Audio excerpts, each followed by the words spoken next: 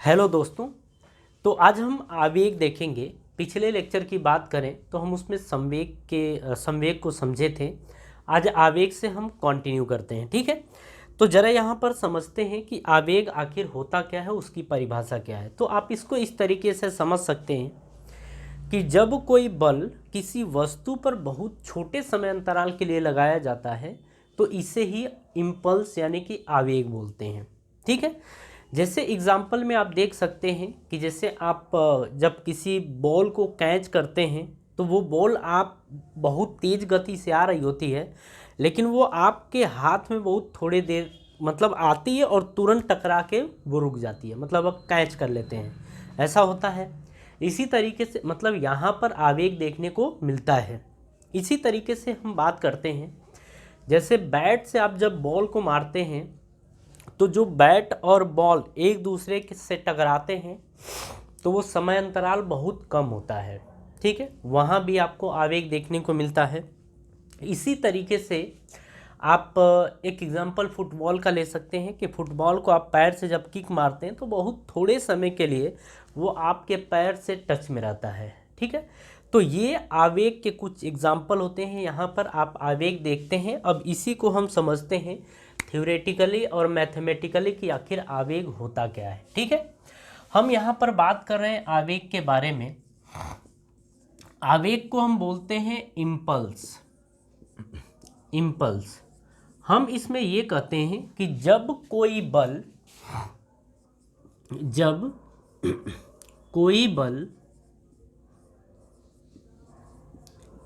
किसी वस्तु पर जब कोई बल किसी वस्तु पर बहुत छोटे या बहुत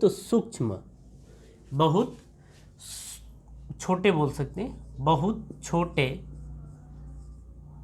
समय अंतराल के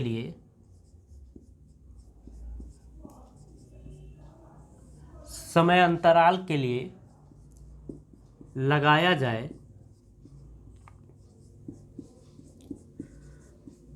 जाए तो उस वस्तु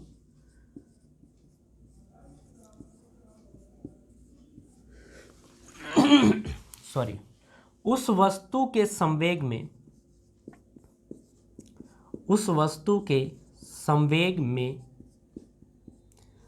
पर्याप्त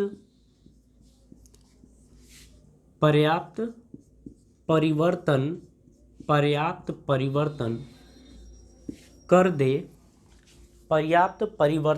कर दे या कर देता है तो ऐसे बल को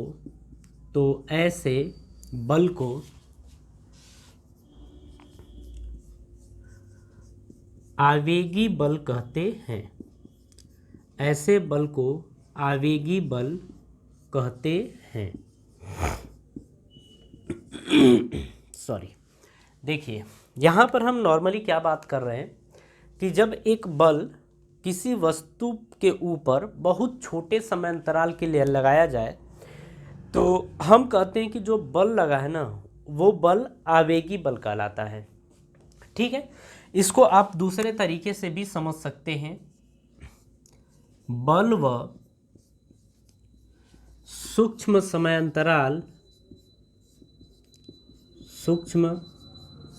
अंतराल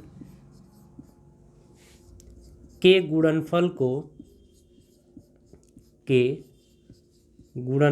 को आवेग कहते हैं। वो आप देख रहे हैं ना, ये मैथमेटिकल है, ये थ्योरेटिकल है। आप इसको इस तरीके से समझ सकते हैं। यहाँ पर देखिए, अब ये तो आप समझ गए कि जो आवेग होता है वो बल और समय अंतराल का गुणनफल होता है, ठीक है। अब इसे अगर एक बात करें तो हम कहेंगे इसे आई से प्रदर्शित किया जाता है। इसे आई से प्रदर्शित किया जाता है। इसे आई से प्रदर्शित किया जाता है, ठीक है। अब इसमें देखिए ज़रा, अब हम मैथमेटिकल पोर्शन को समझते हैं। तो हम यहाँ पर कहते हैं कि जो आवेग होता है, जो आवेग होता है वो होता है बल गुणे समयांतराल, समयांतराल या सूक्ष्म समयांतराल बोल सकते हैं, ये होता है। ठीक है, अगर हम बल को F से दिखाएं और सूक्ष्म अंतराल को डेल टी से दिखाएं तो आवेग को हमें I से दिखाना पड़ेगा। तो यहाँ पर I बराबर हम बोल सकते हैं F इंटू डेल्टा टी। ठीक है, F इंटू डेल्टा टी हम ये बोल सकते हैं। तो यहाँ पर आवेग बराबर बल गुणे समय अंतराल आ गया, I बराबर F इंटू डेल्टा टी। आप ये यहाँ पर कर सकते हैं। ठीक है, इसमें आवेग के बारे में कुछ और भी बातें समझ लेते हैं। देखिए, अगर हम कहें तो हम यहाँ पर कहेंगे कि जो आवेग है वो एक सदिश राशि होता है। आवेग कैसी राशि होती है? सदिश राशि। तो यहाँ पर हम बोल सकते हैं कि आवेग एक सदिश राशि है। सदिश राशि का मतलब क्या होता है? Vector quantity. आवेग एक वेक्टर क्वांटिटी यानी कि सदिश राशि है।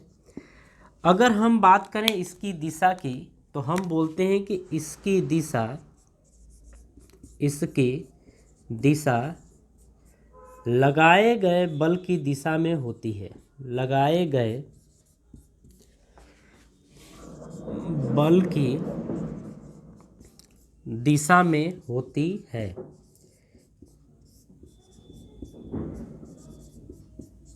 इसकी दिशा लगाए गए बल की दिशा में होती है। ठीक है, अब इसके बाद हम मात्रक की अगर बात करें तो ज़रा इस चीज़ को समझिएगा। हम बात कर रहे हैं मात्रक यानी कि यूनिट के बारे में कि इसकी यूनिट आखिर होती क्या है।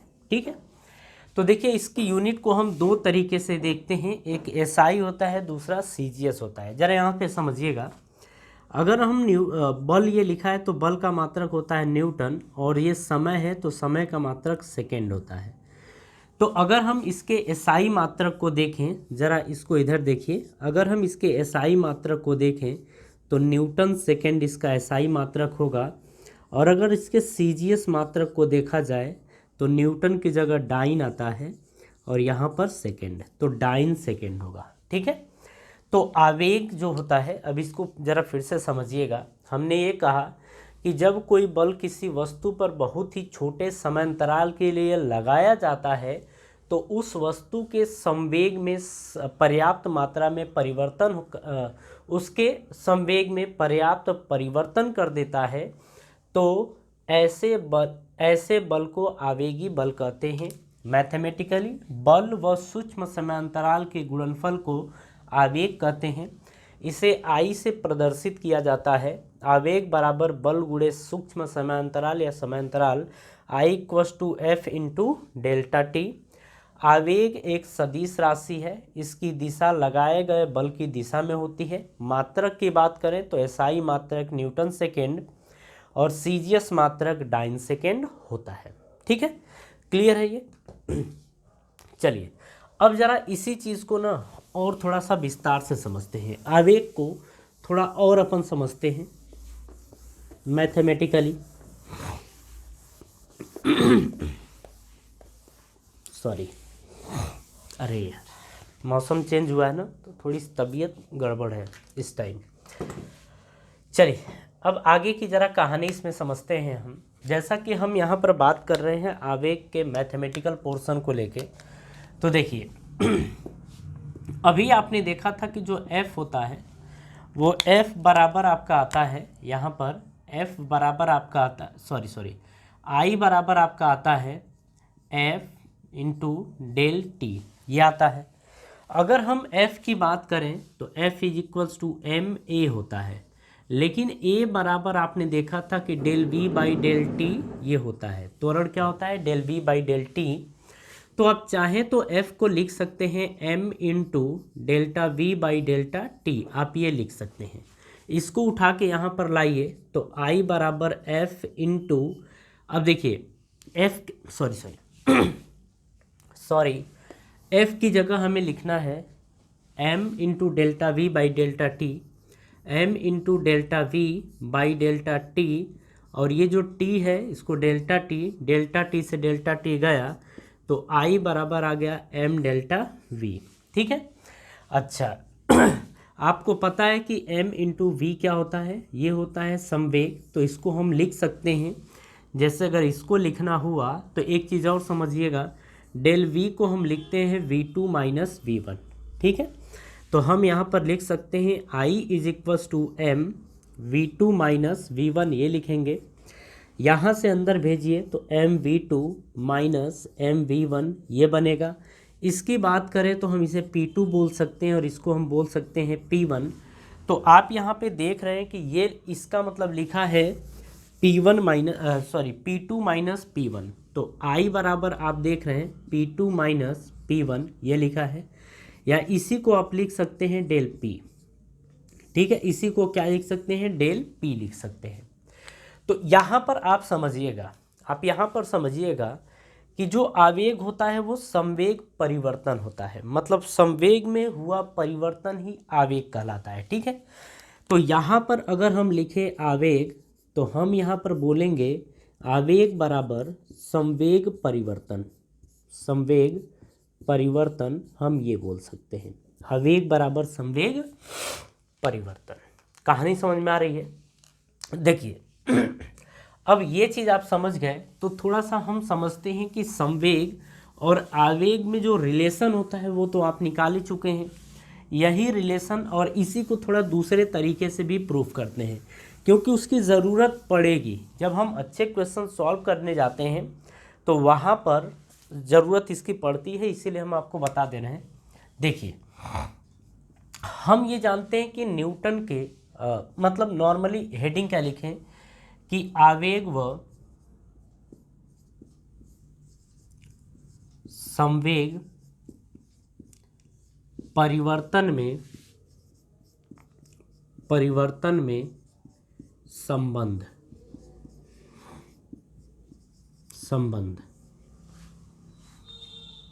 ठीक है, ऐसे ही लिखा जाता है ना। चलिए देख लीजिएगा, इसको हम बोलेंगे relation between impulse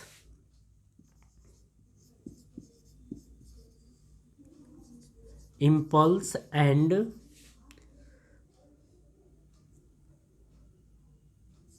change of momentum.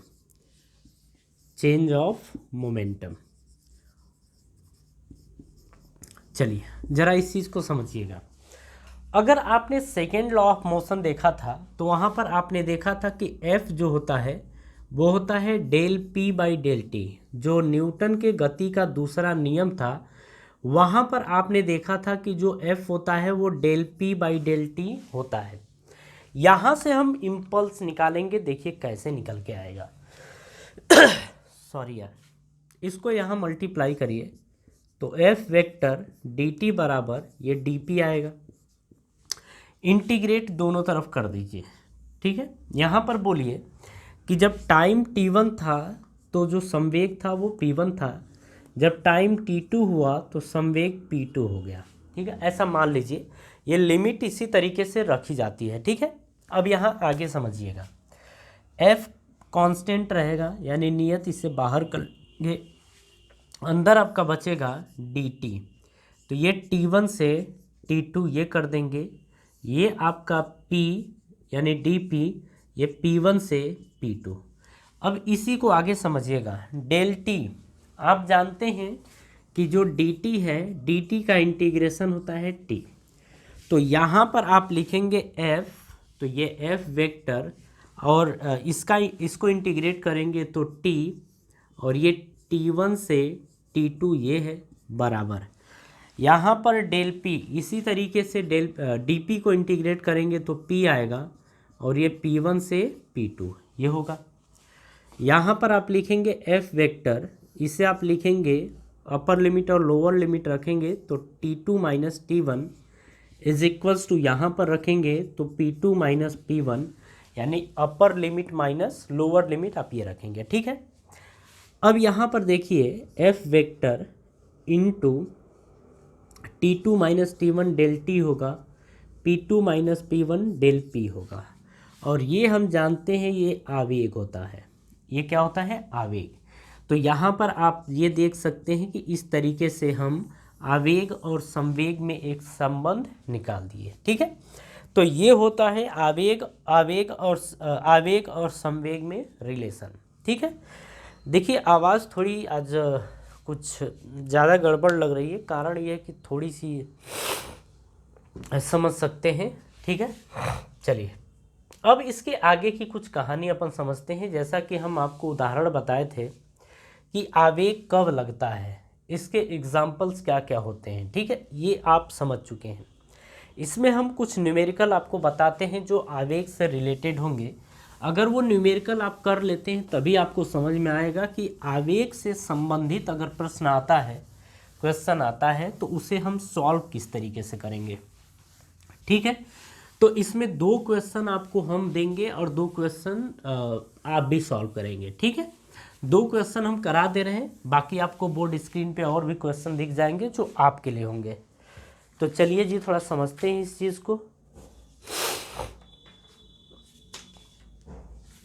हाँ चलिए, यहाँ पर क्वेश्चन देखिए क्या क्वेश्चन दे रखा है। इसमें फर्स्ट क्वेश्चन की हम बात कर रहे हैं। देखिए बोल रहा है कि 100 ग्राम द्रव्यमान की गेंद 100 ग्राम द्रव्यमान की गेंद 10 मीटर पर सेकेंड के वेग से गतिमान है। एक लड़का प्रतिरोधी बल लगाकर 0.02 सेकेंड में उसे विरामावस्था में ला सकता है।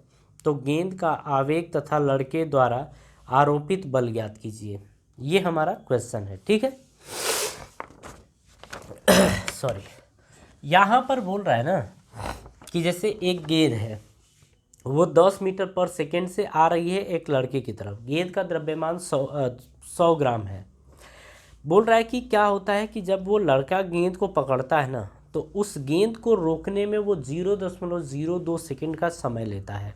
ठीक है, तो बोल रहा है कि गेंद का आवेग बताइए और लड़के द्वारा आरोपित बल बताइए। ठीक है, चलिए देखिए।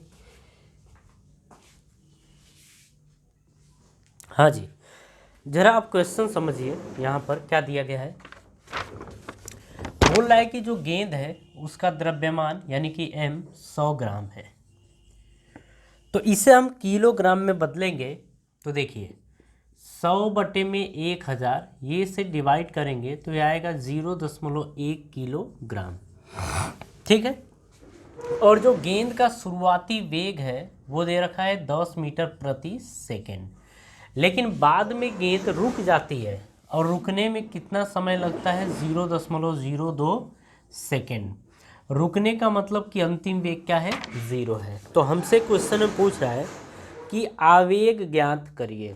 तो आवेग ज्ञात करिए मतलब गेंद का आवेग। तो देखिए आवेग की अगर बात करें तो आपने देखा था कि I बराबर होता है डेल P। ठीक है, और डेल P का मतलब होता है P2 माइनस P1। इसको आप ऐसे बोल सकते हैं कि M V2 minus M V1 आप ये बोल सकते हैं। ठीक है, अब देखिए द्रव्यमान आपका 0 अब रखिए।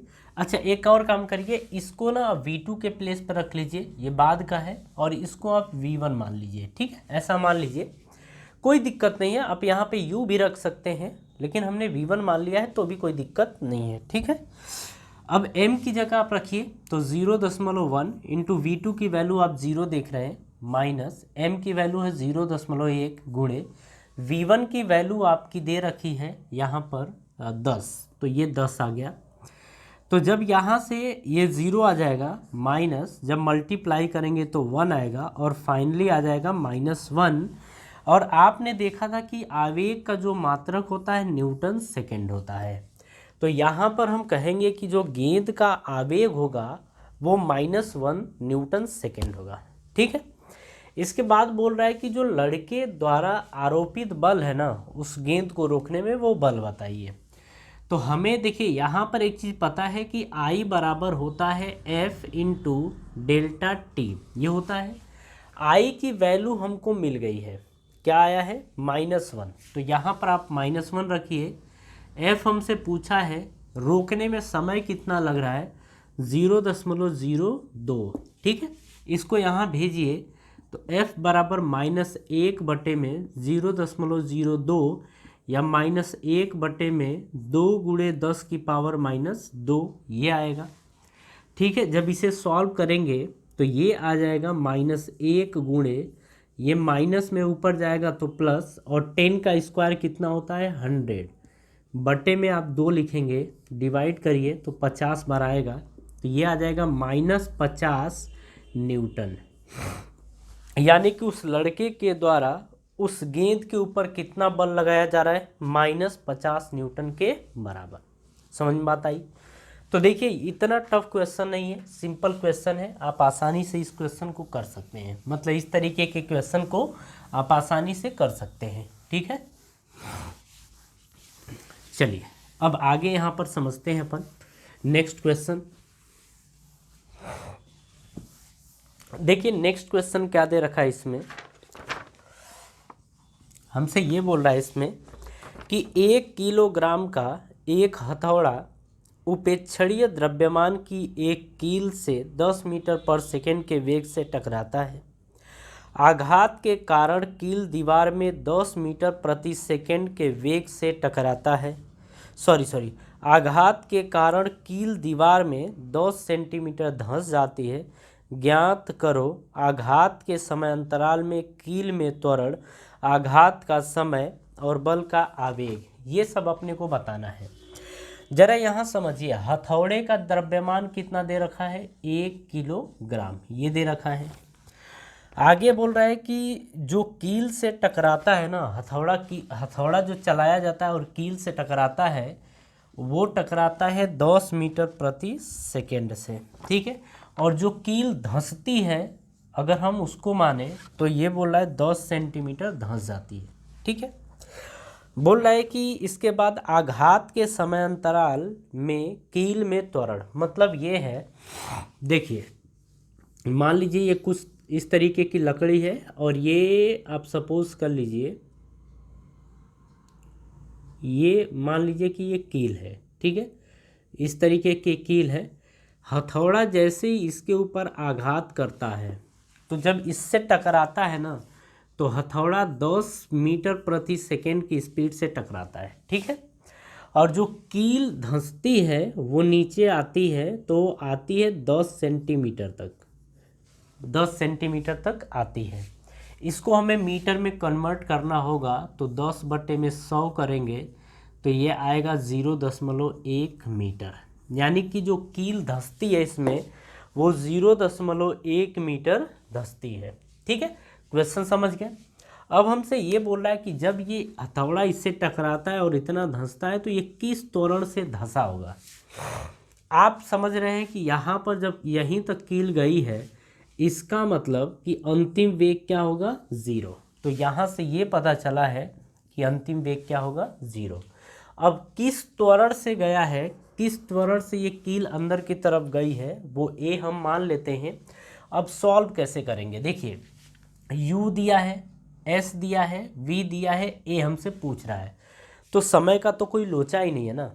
तो फिर यहाँ पर third equation of motion use करेंगे, v² = u² + 2as, ये यूज़ करेंगे। v की वैल्यू 0 है, u की वैल्यू आप देख रहे हैं 10 है, तो 10 का स्क्वायर प्लस 2, a की वैल्यू पूछा है और s की वैल्यू 0.1 है, ठीक है। इसको इधर लेके आइए तो -2 × a × 0.1 बराबर 10 की पावर 2 कितना होता है, 100। तो ये हो गया।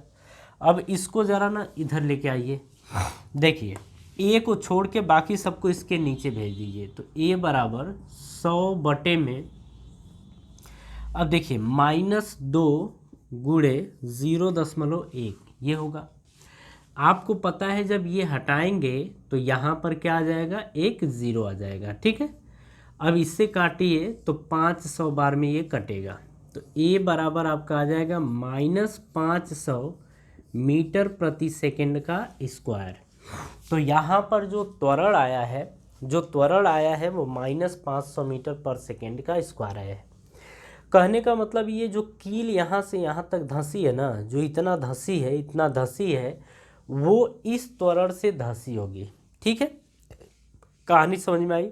नेक्स्ट हमसे बोल रहा है कि आघात का समय बताइए। कहने का मतलब ये है कि यहाँ से, मतलब ये जो कील है यहाँ से यहाँ तक पहुँचने में, मतलब इस कील को इतना धंसने में कितना समय लगा है।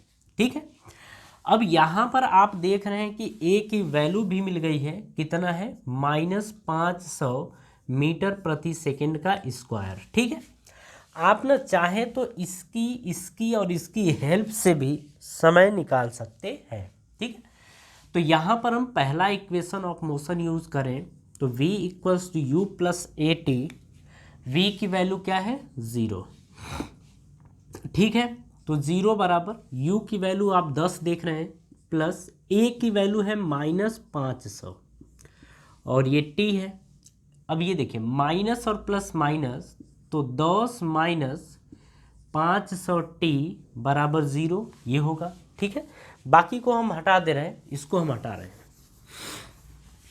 यहाँ से आप लिखेंगे, इसको इधर लेके जाइए तो 500t बराबर 10 आएगा, तो t बराबर आपका आ जाएगा, ये माइनस इधर जाएगा तो प्लस हो जाएगा, तो ये देखेंगे 10/500 आएगा, 10/500। ठीक है, जब इसे आप काटेंगे तो देखिए इसको आप लिख सकते हैं 10/5 गुणे 100, ये लिख सकते हैं 5 दूनी 10। ये अब इससे इसमें डिवाइड कर दीजिए तो ये आएगा 0.02 सेकेंड। यानी कि हम यहाँ पर ये बोलने वाले हैं कि ये जो कील इतना धंसी है ना, उसको धंसने में इतना समय लगा है।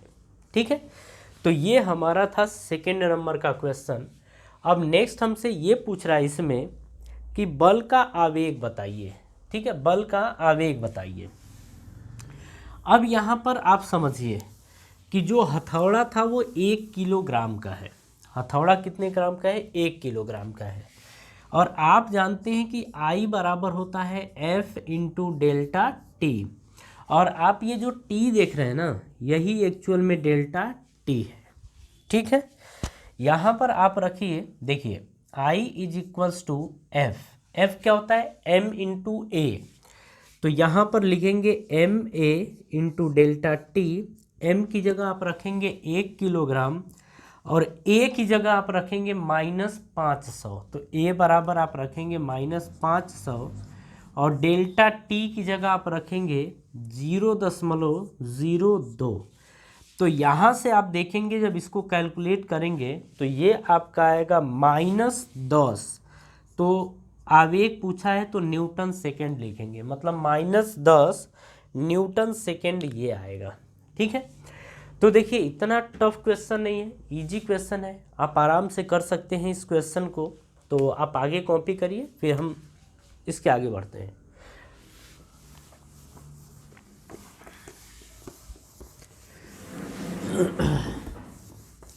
हाँ जी, चलिए अब हम समझते हैं यहाँ पर गति के, न्यूटन के गति का तीसरा नियम। ठीक है, तो हेडिंग हम लिखेंगे Newton's third law of motion, या न्यूटन के गति का तीसरा नियम। न्यूटन के गति का तीसरा नियम, तीसरा नियम या तृतीय नियम भी कहते हैं।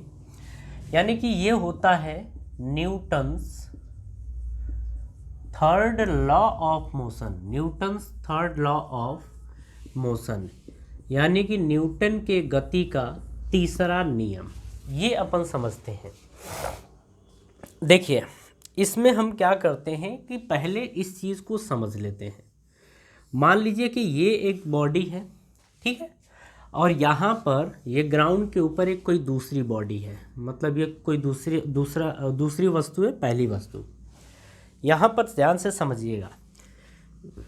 मान लीजिए कि ये इधर की तरफ जा रही है, ठीक है, मतलब ये इधर की तरफ जा रही है, तो ये क्या करती है ना, अब यहाँ पे समझिएगा, ये अगर ये भी जा रही है, हम करें कि ये इधर जा रही है और ये भी इधर जा रही है, तो ये कब इधर जाएगी, इसके ऊपर तो मान लो कि बल तो लग नहीं रहा है। मान लीजिए आप यहाँ से इसको धक्का दे रहे हैं, तो आप धक्का तो इसको दे रहे हैं, लेकिन ये क्यों जा रहा है? तो यहाँ पर आता है क्रिया प्रतिक्रिया का नियम, ठीक है। तो जो न्यूटन के गति का तीसरा नियम होता है ना, उसको क्रिया प्रतिक्रिया का नियम भी कहते हैं, यानी कि एक्शन रिएक्शन पेयर्स बोलते हैं, ठीक है। तो अब यहाँ पर समझिएगा ऐसा क्यों होता है, क्योंकि ये जो बॉडी है ए और इसे बी मान लीजिए, ए बी के ऊपर इधर की तरफ फोर्स लगाती है और बी ए के ऊपर ना इधर की तरफ फोर्स लगाती है, लेकिन दिखता नहीं है।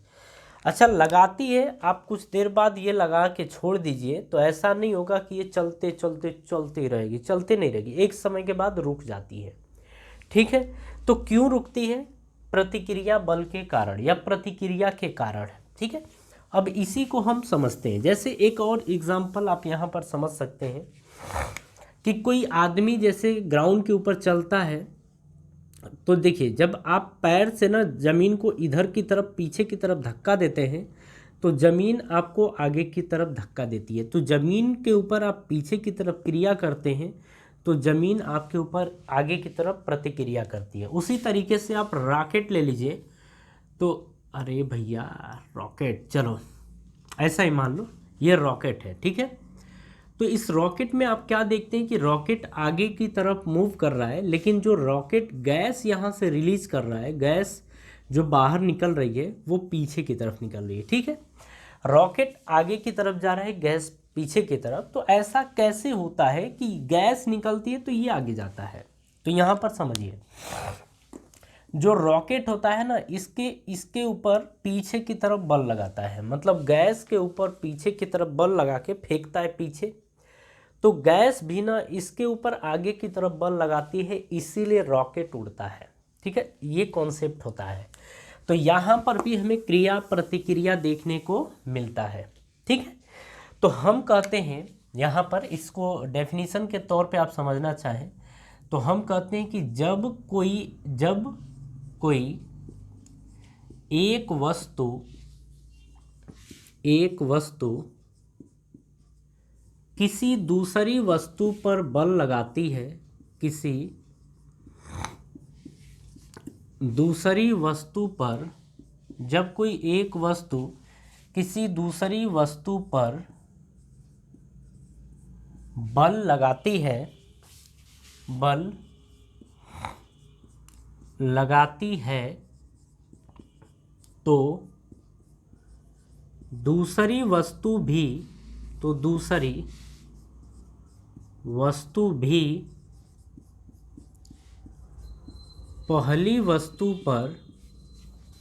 वस्तु भी पहली वस्तु पर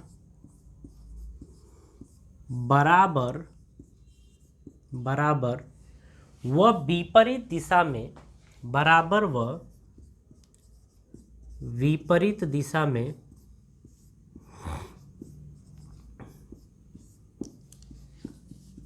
बल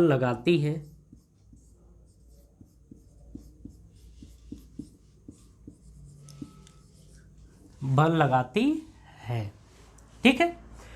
तो यही इसका थर्ड नियम है कि जब एक वस्तु किसी दूसरी वस्तु पर बल लगाती है तो दूसरी वस्तु भी पहली वस्तु पर बल लगाती है, वो भी बराबर और विपरीत दिशा में, ठीक है। चलिए यहाँ पर आगे समझिएगा कि एक वस्तु द्वारा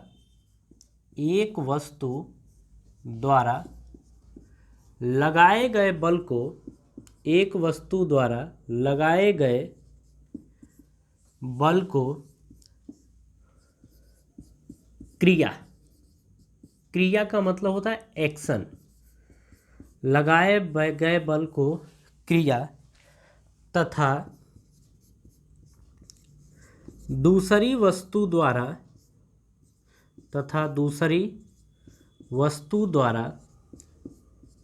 लगाए गए बल को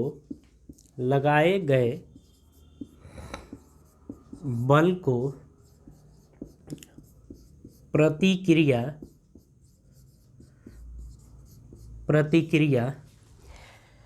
जिसे हम रिएक्शन बोलते हैं, कहते हैं, कहते हैं। ठीक है, देखिए यहाँ पर एक नोट समझ लीजिएगा, ये बात आपको समझ में आई। नोट यहाँ पर समझिएगा कि जो क्रिया और प्रतिक्रिया यानी कि रिएक्शन और एक्शन, एक्शन रिएक्शन दोनों अलग अलग बॉडीज पे लगते हैं। ठीक है, तो हम कहेंगे कि क्रिया व प्रतिक्रिया, क्रिया व प्रतिक्रिया अलग अलग अलग अलग वस्तुओं पर लगता है, लगता है। ऐसा नहीं होता है कि एक ही के ऊपर क्रिया भी लगे और उसी के ऊपर प्रतिक्रिया भी लगे। देखिए, जब आप किसी को थप्पड़ मारते हैं ना, तो उसके गाल पे आप क्रिया करते हैं, और उसका गाल आपके हाथ पे भी करता है जो काम, उसे प्रतिक्रिया कहते हैं। इसीलिए ऐसा होता है कि जब किसी को तेज चाटा मारते हैं तो आपके हाथ में भी चोट लगता है, और ये चोट लगता है क्रिया प्रतिक्रिया के कारण। किसके कारण चोट लगता है? क्रिया प्रतिक्रिया के कारण। बात समझ में आ रही है? देखिए, इसमें हम कुछ चीज़ें और समझेंगे। आप इसमें एग्जाम्पल के तौर पे कुछ चीज़ देखिए। जैसे यहाँ पर हम व्यवहारिक उदाहरण की बात कर रहे हैं, तो आप इसमें समझ सकते हैं जैसे जेट हवाई जहाज या रॉकेट की गति होती है, ये क्रिया और प्रतिक्रिया का एक उदाहरण है। घोड़े द्वारा गाड़ी को खींचना, ये भी क्रिया और प्रतिक्रिया का एक उदाहरण है। मनुष्य द्वारा पृथ्वी पर चलना, ये भी क्रिया और प्रतिक्रिया का उदाहरण है। मनुष्य का पानी पर तैरना, मनुष्य का पानी पे तैरना, ये भी एक क्रिया प्रतिक्रिया है। बंदूक और गोली, जब बंदूक से आप गोली चलाते हैं तो आप देखते हैं कि गोली जैसे आगे आती है बंदूक पीछे आती है, तो यहाँ पर भी क्रिया और प्रतिक्रिया देखने को मिलती है। मतलब जब आप एक्शन करते हैं तो उसका रिएक्शन आपको ज़रूर मिलता है। ठीक, तो ज़रा सोच समझ के, क्योंकि ये देखिए, एक और आपको चीज़ बता दें कि हम फिजिक्स पढ़ते हैं, ठीक है, लेकिन ना कोशिश करिए कि पढ़िए ही केवल मत, आप चीज़ों को समझिए कि ऐसा क्यों होता है, क्यों ऐसा हो रहा है। आप इस चीज़ को ना महसूस करिए, तो ये ज़्यादा बेटर रहेगा। अगर हम बात करें जैसे कि नॉर्मली अपने एजुकेशन सिस्टम की, तो ये चीज़ आप ये मानिए कि मेरा अपना मत है कि बेहतर तो नहीं है। ठीक है ना, मतलब कुछ ना कुछ इसमें चेंजेस चाहिए, और क्या चेंज चाहिए वो मैं आपको थोड़ा आगे इसके ऊपर बात करूँगा, ठीक है, अलग से, क्योंकि ये बहुत ही ना मतलब गंभीर टॉपिक है, आप ऐसे समझिए। चलिए थोड़ा सा एग्जाम्पल हम आपको और देखते हैं। देखिए, इसमें आप कहेंगे कि जो क्रिया और प्रतिक्रिया होता है ना, वो समान प्रकृति का होना चाहिए। मतलब अगर एक संपर्क बल लग रहा है एक के ऊपर, तो दूसरे के ऊपर भी संपर्क बल लगना चाहिए। एक के ऊपर अगर गुरुत्वाकर्षण बल लग रहा है तो दूसरे के ऊपर भी गुरुत्वाकर्षण बल लगना चाहिए। ठीक है, अब इसमें कुछ एग्जाम्पल हम आपको दिखाते हैं, आप उसके थ्रू समझेंगे कि कौन क्रिया कर रहा है, कौन प्रतिक्रिया कर रहा है। जैसे मान लीजिए कि ये बस है, ठीक है, ये बस है। एक और एग्जाम्पल ले लें, जैसे ये आपकी वही रॉकेट है, पंखुड़ियाँ, चलिए ये है। उसके बाद आप यहाँ पर एक स्प्रिंग ले लीजिए, ठीक है, एक स्प्रिंग, और यहाँ पर मान लीजिए कि आप इसको खींच रहे हो, ठीक है ना, इसको आप खींच रहे हो। तो देखिए बस इधर की तरफ जा रहा है, ठीक है, बस इधर की तरफ जा रहा है, तो हो क्या रहा है, टायर से अपन समझते हैं, जो टायर जब ऐसे चलता है ना, जब टायर ऐसे चलता है तो ज़मीन को पीछे की तरफ धक्का देता है। ठीक है, तो हम यहाँ पर कहेंगे कि अगर क्रिया की बात करें, क्रिया का मतलब एक्शन, तो यहाँ पर हम कहने वाले ये हैं कि टायर ज़मीन को पीछे की तरफ धक्का देता है, ठीक है ना। टायर रोड को धक्का देते हैं, आप ऐसे बोल सकते हैं टायर रोड को धक्का देते हैं, टायर रोड को धक्का देते हैं, ठीक है। तो ये हो गई आपकी क्रिया यानी कि एक्शन। अब हम बात करते हैं प्रतिक्रिया यानी रिएक्शन की। प्रतिक्रिया यानी हम बात करते हैं रिएक्शन की। देखिए, रिएक्शन में हम ये बोलते हैं कि हर क्रिया की ना एक प्रतिक्रिया होती है। अगर ये टायर जो है ज़मीन को पीछे की तरफ धक्का दे रहे हैं तो ज़मीन इस टायर को आगे की तरफ धक्का देगा, ठीक है। यानी कि रोड जो है वो टायर को धक्का देगा। तो यहाँ पर हम देखेंगे कि रोड टायर को धक्का देगा या धक्का देते हैं, आप ऐसा बोल सकते हैं, ठीक है। रोड टायर को धक्का देते हैं। यहाँ पर जो रॉकेट है वो आगे की तरफ जा रही है और ये जो गैस है वो पीछे की तरफ जा रही है। ये तो हम यहाँ पर अगर हम बात करें क्रिया की तो यानी कि एक्शन, तो हम यहाँ पर कहेंगे कि जो रॉकेट है वो गैस को पीछे की तरफ धक्का देता है। यानी कि हम कहेंगे कि रॉकेट गैस को धक्का देता है, ठीक है। तो अगर हम प्रतिक्रिया की बात करें तो प्रतिक्रिया किसके द्वारा होनी चाहिए? गैस के द्वारा, यानी रिएक्शन। तो यहाँ पर हम बोलेंगे कि गैस रॉकेट को धक्का देता है, गैस रॉकेट को धक्का देता है। अब समझ गया? यहाँ पर आप देखिए, अगर हम क्रिया की बात करें तो हम ये कहेंगे, यहाँ पर एक्शन की बात करें तो हम यहाँ पर ये बोलने वाले हैं कि जो स्प्रिंग है, आदमी स्प्रिंग को खींचता है। हम यहाँ पर ये बोलेंगे कि आदमी स्प्रिंग को खींचता है, आदमी स्प्रिंग को खींचता है। इसके बाद हम ये कहेंगे जो रिएक्शन यानी कि प्रतिक्रिया होगा, प्रतिक्रिया यानी कि रिएक्शन में ये कहेंगे कि स्प्रिंग आदमी को खींचती है, स्प्रिंग आदमी को खींचती है। तो यहाँ पर हम बोलेंगे स्प्रिंग आदमी को खींचती है। ये कहानी कुछ समझ में आ रही है? तो ये हो गया एक्शन रिएक्शन के बारे में बातें, कि अगर एक वस्तु के द्वारा एक्शन किया जाता है तो दूसरी वस्तु के द्वारा रिएक्शन होता है, ठीक है। तो इतनी बातें समझिए। इसके बाद अब मैथ किस तरीके से सॉल्व की जाएगी वो अब समझते हैं, ठीक है।